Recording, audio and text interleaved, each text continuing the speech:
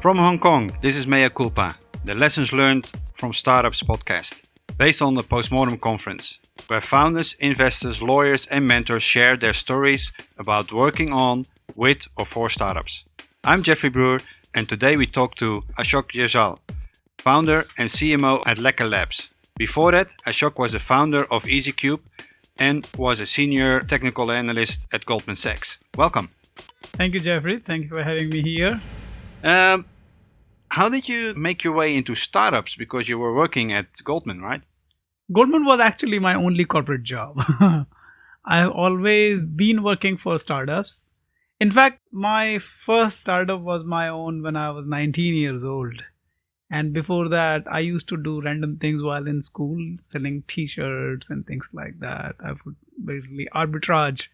I grew up in India, so it was a very different time in India back then. We're talking about 1980s.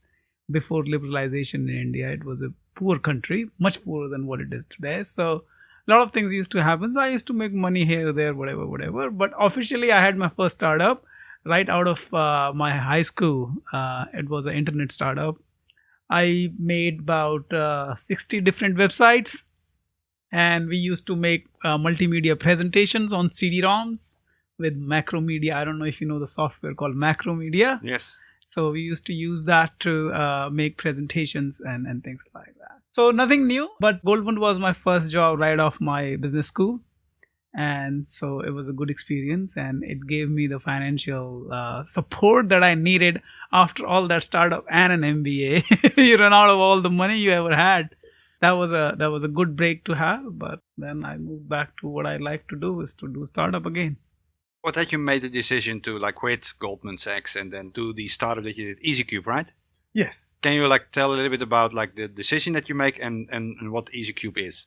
You know, I believe in spiritual living and things happen for a reason. And sometimes it's not like a person chooses startups chooses person. So it was not me who wanted to go to startup. I wanted to go take a break and do a nice corporate job for a while, stabilize my life. I was getting married and things like that. But it so happened that the need arises and then I had to build that product. So I had a daughter, a newborn daughter, and we were taking a lot of photos and I was trying to manage that. It was a nightmare for me.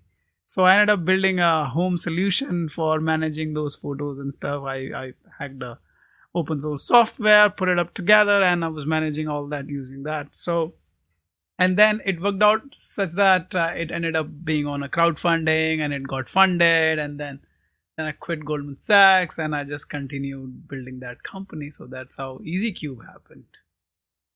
So basically it's kind of like an Apple TV box, but then with storage for That's photos and it came out of your own personal need to share those pictures. Yes, that's correct. Did you have any IoT hardware experience before that? None. And that had me suffer a little bit. Actually, little bit is understatement. Okay. How did you get started? How did you get about if you have no experience in that? I actually took a Mac Mini and I built what I wanted to build. I wanted a system that just consolidate the media and plays it on TV so my wife and my mother-in-law can watch it. And I built a few of them. And it worked out pretty well. But then now that I had to sort of expand it to a consumer level, then I went around and looked for one and I found an electronics guy who built me the PCB. Then I found this people. So it's basically, I went to the PCB guy. I said, okay, I need a computer which does this. He gave me PCB. I said, okay, what about the housing? I don't know. Then I Google how to make a housing. So they say that, okay, you have to have industrial designer who will design something. So find an industrial designer. Then industrial designer designs something. Then it doesn't fit. Then it says that you need to find an industrial engineer. So I find industrial engineer. And so I went around how the problems came or the solution needed. I looked for it and tried to go. So this is how I did it. How long did that process take?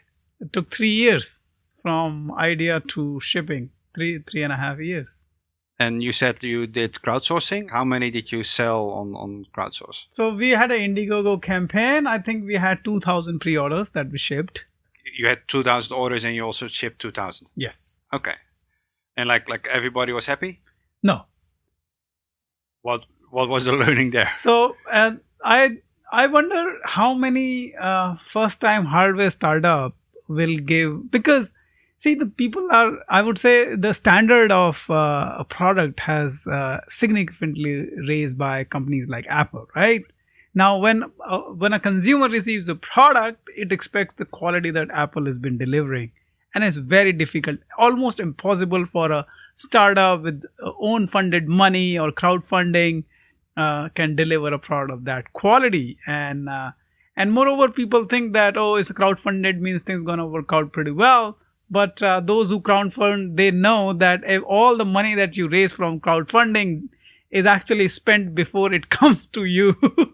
So people weren't very happy about it, but people come on crowdfunding not to look for perfect product, but to look for novel things and something that is solving their problem. So it was okay, and we were working on the next version, and before we sold the company, and I moved on from there. You sold the company? Yeah. Is the company still in business, or? I don't know.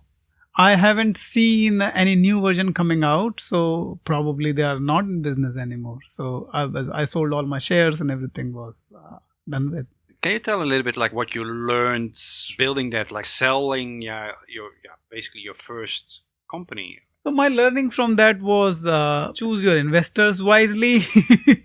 So we ended up in a very bad loop where one of our investor, and who was not even a major investor, a very small investor, one of the smallest investors in the company, ended up poisoning the whole company and all the shareholders. And then he ended up swallowing the whole company for a very cheap cost. And I think it was his intention from day one. Probably I couldn't read it well, and it was my first time experience of raising funds from outside, and I did not understand the documentations properly and accounting and management and things like that. So he ended up taking over the company. I got what I needed, whatever little that I could take out from that, and just get out happy. Personally, like, how did it make you feel? Like, I can imagine that miserable is the word. Yeah, okay. Like, I can imagine that was not a happy time for you. It was definitely not. My wife was very sick. I mean, literally, she was about to die. I was in San Francisco doing a accelerator there and trying to scale up the sales of the EzeeCube when I heard from my wife she was critically ill and I had to come back. And at that point, this investor also started doing his schemes, I guess. And then it was a very bad time in life. It teaches you. It teaches you that what's the lowest you can see in life. Yeah. Okay. That chapter is over. That chapter is over. What did you do in the 1-2 months after that? So I, because my wife was so sick, so I was with her all couple of 2-3 months, and those 3 months kind of made me reflect upon life and how fragile life can be, because my wife came so close to dying that it gave me a perspective that I probably should only do what I think is important for me and not just do random stuff.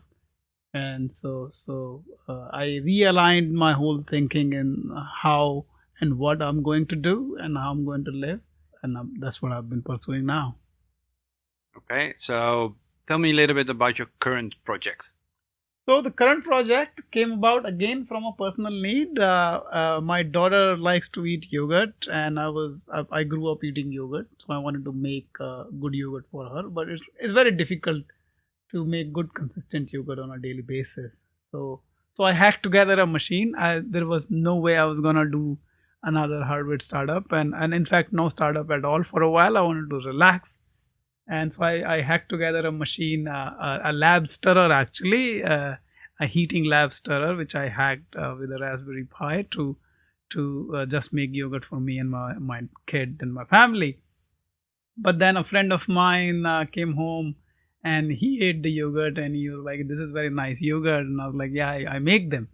So he's like, wow, how do you make yogurt? He didn't know that yogurt can be made at home because most people don't know. And I showed him what I'd done. He's like, hey, this is a good concept. You should try to commercialize this. And I was like, yeah, I'm not interested right now. But he ended up showing to a couple of people, and then we got into an accelerator and things like that. So the company got launched, and then we found some investors. We got some money. And then again, we went down the crowdfunding route. But in the hindsight, probably every project is not meant for crowdfunding, and this wasn't meant for crowdfunding, but we still ended up going that route because of the consensus in the team. Yeah, so that was 3 years ago, and now we are in production. Indeed, like crowdfunding. I ordered one from you like 2 years ago now. Yeah, that's right. Yeah, I'm still waiting. Oh yeah, so am I. Yeah, okay. Like, I do have about 10 fully pre-production prototypes, but production is happening right now. And Chinese New Year has given it a little break, but we still will be shipping in after Chinese New Year. Okay, so within basically 2 months from this recording, you will be shipping. That's right. Okay. Yeah. Beside of the orders that you already have, how are you planning to do other sales channels as soon as you have production lined up? So we are getting a very good corporate traction from different big companies because interestingly, I come from a high-tech background, and this is not a really high-tech product. But in this category, this apparently is a very high-tech product. And so we're getting a lot of traction from the companies who are in this category, which is kitchen appliances and home appliances. So our strategy is to do a co-branding or a licensing deals. And we're going to focus on that for the first 2-3 years. And because we have very good partners lined up right now. And then we have a few more projects in progress, which we might do a consumer version, and it may not be hardware necessarily, but it will be related to yogurt. Okay. Combining these two projects, what is the biggest thing you're doing differently now than you did with EzeeCube? So I think I underestimated the mechanical engineering aspects of a project. I built a very simple hardware before. I mean, it was a very complicated hardware, but it was mostly a software-based thing. There was not so much hardware apart from the PCBA. The housing was simple and things like that. So I thought, how difficult would it be to make a yogurt machine, right? But turned out not so easy if you do not know or you are not a mechanical engineer yourself. When I was doing it, I was getting good traction. Like I said, we were in a very good accelerator in New York, and we got little funding very early on. And I think with all good intentions, some of the engineers tried to help me, but they also underestimated the whole thing, that how complex this project is. So so far we have gone through 6 design rounds of one appliance and about 30-50 prototypes, and we have spent almost $1 million already. Okay, so it took time and it took challenges, but I don't really hear yet like immense struggles. Like you say, many iterations. Anything that you say like, hey, like we actually planned that to be like 1 month and it took us like 12 months. Yeah, I mean, from my previous startup, I learned that what was the delay? Delay was in mechanical and production, right? So, I said, fine. If I'm going to do it, I'm going to do it with somebody who knows production and mechanical and all that. So I had somebody on board. However, the person was on board couldn't pay enough attention to this project because he had a company of its own, a hardware company of his own. But then I got support from somebody else who's been doing a lot of hardware product before. But that person also underestimated the whole thing, because everybody who I got engaged, see, I'm a software engineer. You come to me and you tell me I need to build this software. If I tell you, and you're not a software engineer yourself, and you said, it'll take you 6 months, then you would say, fine, it is 6 months, it is, right? Because you don't know. I'm the expert. I'll tell you what, and you will believe that, right? I believed what the experts told me. They turned out to be wrong. And I wouldn't say that it was all their faults. Also, somewhere it was my fault too, that I believed them a little too much. I should have done my own, perhaps take multiple opinion from different people. But I can tell you that we tried to hire the top-notch people. We paid the top-notch dollar. Whatever that we could, we did. But it just kept coming back wrong. In all that time, I learned enough of the engineering that I knew exactly what I want. And I went to an engineering team. I said, see, don't do anything. This is what I want. Just do this. Turn into a 3D model. And ended up that way I got to where I was. So if looking at hindsight, if I knew how to 3D model things, I could have actually done it myself much better. But ended up that when I told people exactly this is what I want, and somebody who had little knowledge about, okay, this is how the production works, this is how the assembly works and things like that, things could have been much easier. But finally, it came out exactly how I wanted this product to look like. When I left it to experts, they actually just went in different directions and just went wrong. So end of the day, I will advise to a founder that because a founder lives the project day and night. If there is a thing that need to be thought about this project, he probably already thought about it. And he's the perfect person to execute that. And probably one of the reasons why many startups die when they get acquired by somebody else, because the main brain behind the project goes away. Lots of lessons learned when it comes to building a hardware startup. How did you manage to go build a team? Like, what was your criteria, especially in the beginning, not that critical about See, who beggars you are not loser, man. Anybody says, hey, I want to work for you. Oh, fantastic. Come and do. So now I did try to choose first a few people, couple of people, but when it didn't work out and I decided that, okay, I'll hold off the senior management hire for a while. And I'm not hiring senior management for a while for now and until the company grows. And that is why I'm changing the company business model also. And that is not to say that the people's problem is a little bit of my own problem, that I have to learn to communicate my vision and my dream properly and get people aligned better. And that requires patience, which I'm learning.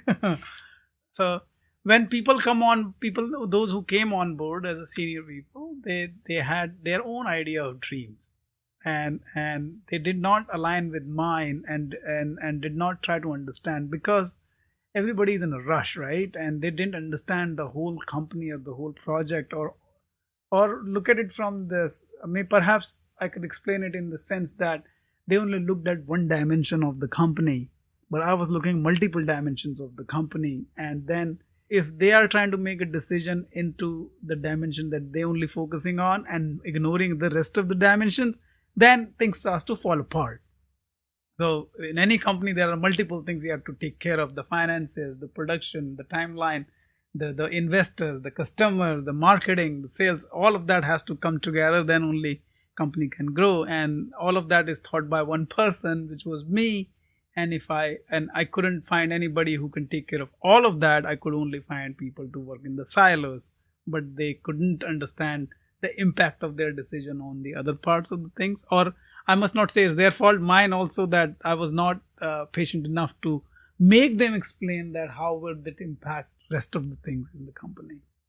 Just to be clear, you're a single founder, right? You have no co-founders. Yes, okay. I did have, but I had to let them go. Okay. And I also know that your title is CMO and not CEO. Yeah. If a single founder, then I am everything, right? All the C is in me. You're correct, but like you call yourself CMO and not CEO. Like, what's the thought behind that? Now I say more founder CEO, and back then I think it's an old title when I had other people helping me out, and I was handling more of the marketing part of it, because that time marketing was very important. And it so happened that I marketed it so well that the other parts of the company were left behind.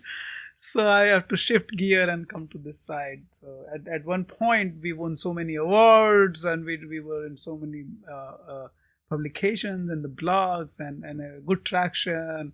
And so because when I'm doing marketing, I'm just so in it, and then I'm doing everything, and then it goes well. So I'm giving myself a little credit here. I was good at it. Mm-hmm. But like I said, a founder lives the dream, and the product breathes it. And then whatever he has to do, he will do.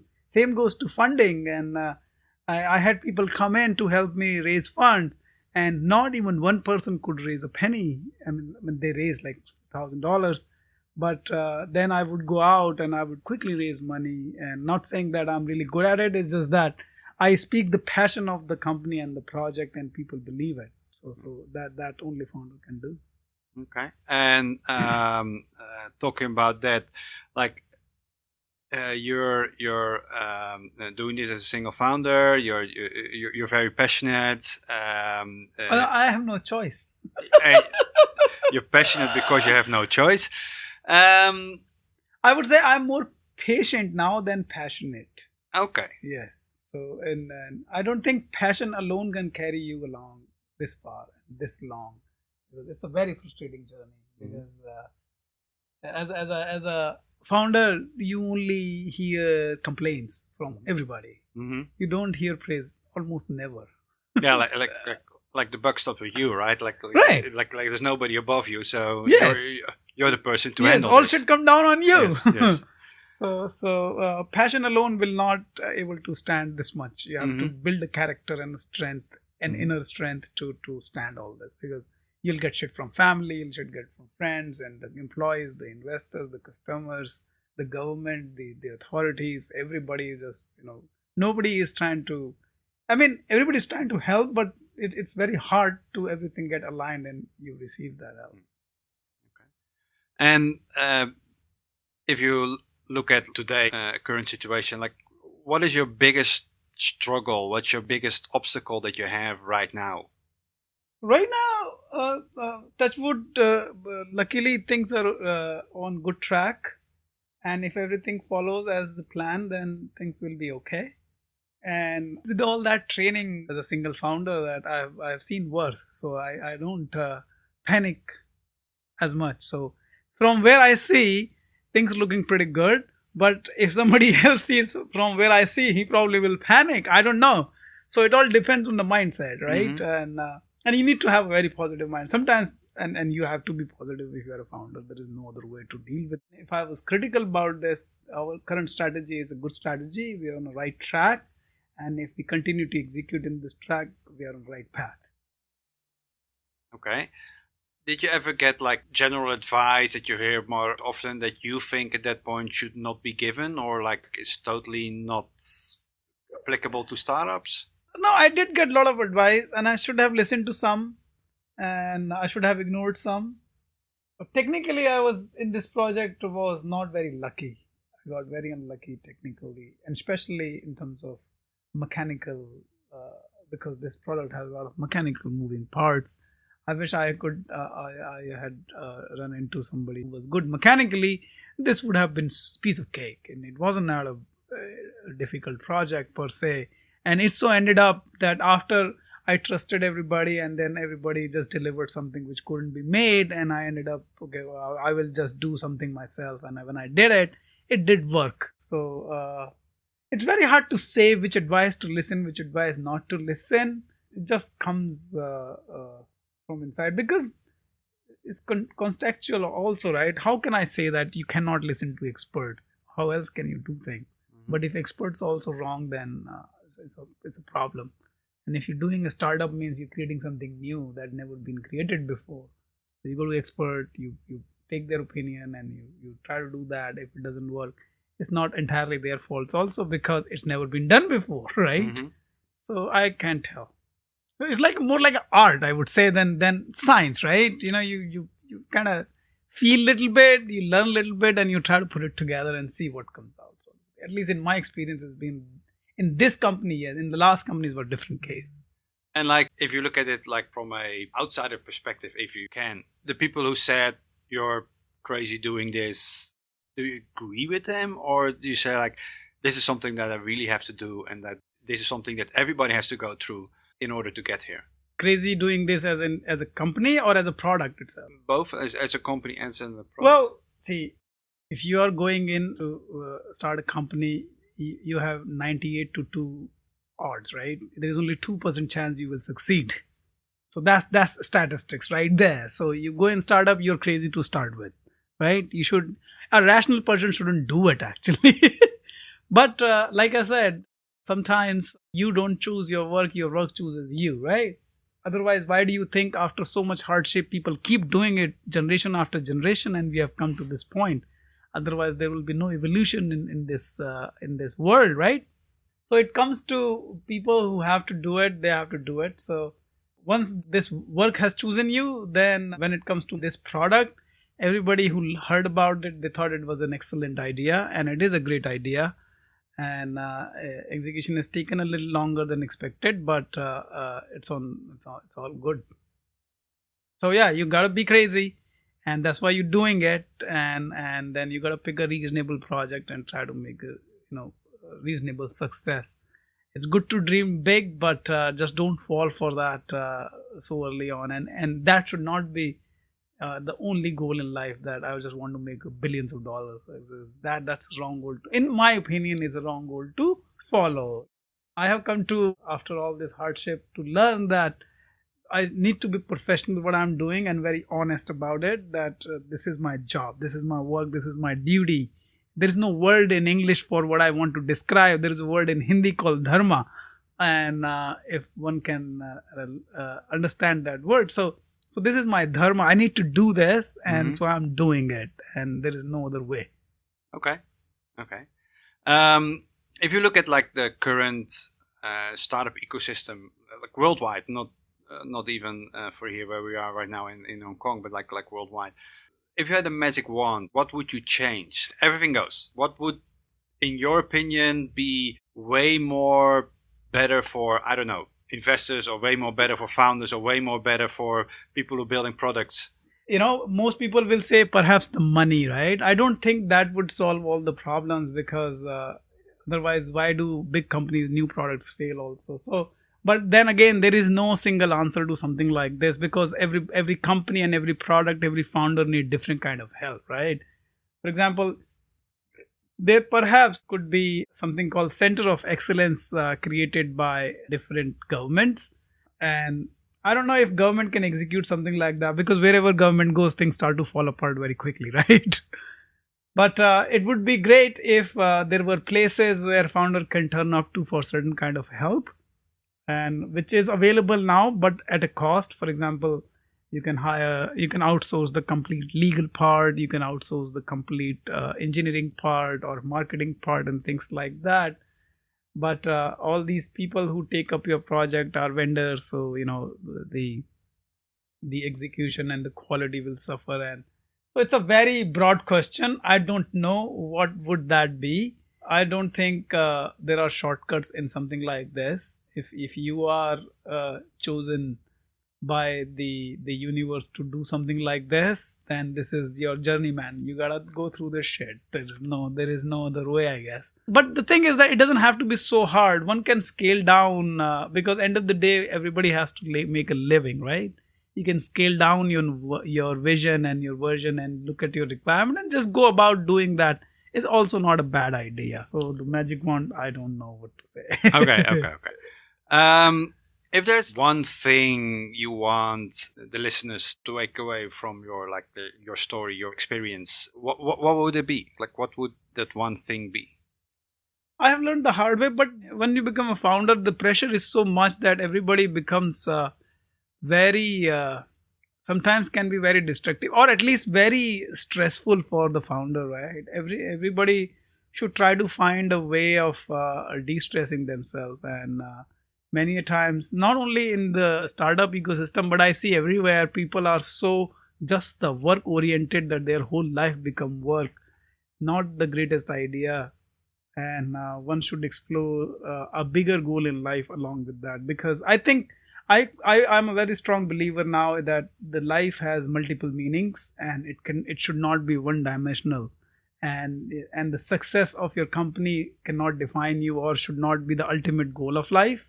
And you should add another bigger goal than the success of your company, a material success in your life, and should pursue that, and should set a deadline for yourself that, okay, I'm going to do this for these many years, and after that I'm going to do something else, which many people end up doing anyway. Once you become successful, whatever you define your success in, you go do something else. So perhaps it's not a bad, at least I am doing that I am preparing myself for my next life, as in not after I die and then born again, but even in this life, what do I do after 20 years? And I shouldn't be continuing doing this for rest of my life. So you find a bigger goal and try to you don't have to know it that what exactly is going to be, but you should get a feeling of it and try to go beyond what exactly you're doing. So that will de-stress a founder out and will give you a bigger picture in life and would not create so much pressure that it's okay if it fails in this thing, but you have a bigger goal to pursue anyway. Thank you very much for that sharing. I want to thank you for your valuable insight and sharings of your lessons learned in the startups. For the listeners, although the rating system in podcasts is hideous, if you like this Mea Culpa series, you can rate this podcast with 5 stars as a motivation for the makers. This is Jeffrey Brewer, and go out and build something meaningful.